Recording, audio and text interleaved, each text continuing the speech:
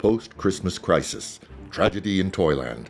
In what can only be described as a mass suicide massacre, residents of the North Pole South residence in Mar-a-Lago woke up only 3 days after Christmas to find Santa and his helpers strewn lifelessly over the lawns of a nearby trailer park. Residents describe the sight as deflating, and it takes the wind out of your sails to wake up to the sight of the famed Kris Kringle and his followers lying strewn across their lawns.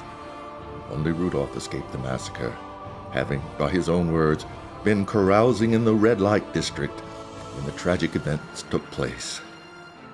Reports of cult-like behavior have, of course, followed Santa Claus and his elves for years. But could this have been more personal? Locals think it possible.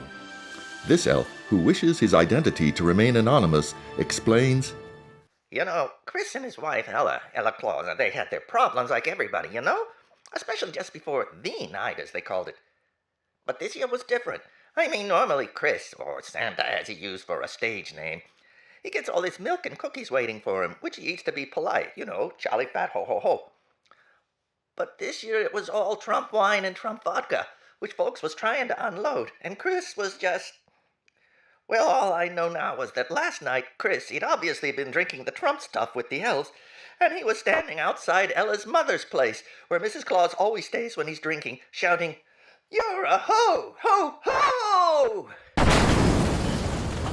but was it a cult suicide fueled by tainted treats? Or something more suspicious? Minions. Although they are helpers ostensibly allied with Santa and his mission to help humans, the minions were not a part of the Santa cult, and are notably ready to take over from Santa and his helpers, healthy, smiling, and inflated. Culmination, murderous massacre, or planned poisoning? We don't know. We hope to find out. Stay tuned.